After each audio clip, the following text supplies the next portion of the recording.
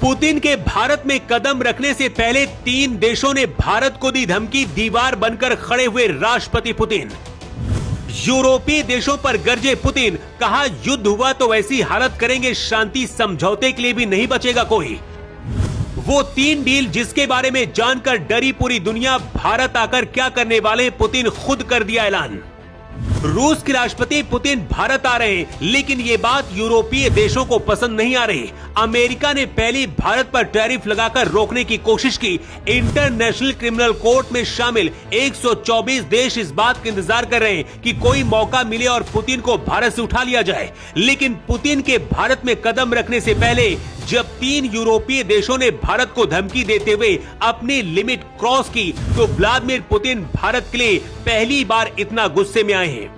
राष्ट्रपति पुतिन ने धमकी देते हुए अमेरिका सहित यूरोप के देशों से कहा है कि बकवास बहुत हुई, अगर युद्ध लड़ना चाहते हो तो लड़ लो, लेकिन एक बात याद रखना, हम तुम लोगों की ऐसी हालत करेंगे कि शांति समझौता करने के लिए भी कोई नहीं बचेगा। पुतिन के भारत आने का क्या मतलब है, इसे इस बात से समझ लीजिए कि दुनिया के सबसे advance air defence system S-500 को लेकर भारत रूस के बीच डील चल रही है। अगर ये सौदा हुआ तो भारत का 2025 तक अपना खुद का एयर डिफेंस नेटवर्क तैयार हो जाएगा, जिससे कोई भी देश भारत पर कभी अटैक नहीं कर पाएगा। इसके साथ ही रूस की संसद ने एक ऐसा समझौता मंजूर करने का फैसला किया है जिसे गेम चेंजर डील कहा जा रहा है। नाम है रिलॉस। ये समझौता कहता है कि भारत और रूस की सेनाएं जरूरत पड़ने पर एक दूसरे की सुविधाओं का इस्तेमाल करेंगी, फिर चाहे वो ईंधन हो, मरम्मत हो या फिर किसी बेस का इस्तेमाल। ये डील पूरी दुनिया में खलबली मचाने के लिए काफी है। मोदी के प्रधानमंत्री बनने के बाद सबसे बड़ा बदलाव तो यही हुआ है कि अब भारत अमेरिका जैसे देशों के सामने रोता नहीं है। यहाँ तक कि जब अमेरिका ने भारत पर टैरिफ लगाने की धमकी देकर रोकने की कोशिश की, उसके बाद भी अपने दोस्त रूस से दोस्ती के खातिर भारत लड़ गया। इसका अंजाम ये हुआ कि रूस ने और भी ज्यादा सस्ता तेल भारत को देना शुरू कर दिया। यहाँ तक तो ठीक था, लेकिन जब पता चला कि पुतिन खुद भारत मोदी से मिलने आ रहे हैं, तो अमेरिका, ब्रिटेन, फ्रांस और जर्मनी जैसे देश ये बर्दाश्त नहीं कर पाए। भारत पर दबाव बना रहे कि पुतिन को भारत में गिरफ्तार कर लेना चाहिए, लेकिन क्या ऐसा संभव है? इसका जवाब पुतिन ने दिया है। भारत आने से पहले पुतिन ने एक प्रेस कॉन्फ्रेंस बुलाई। पुतिन ने कहा, हमको युद्ध लड़ने का शौक नहीं, लेकिन यूरोप के देश युद्ध चाहते हो तो रूस इसके लिए तैयार है। यूरोपीय शक्तियों की हार इतनी पक्की और मुकम्मल होगी कि शांति समझौता करने के लिए भी कोई नहीं बचेगा।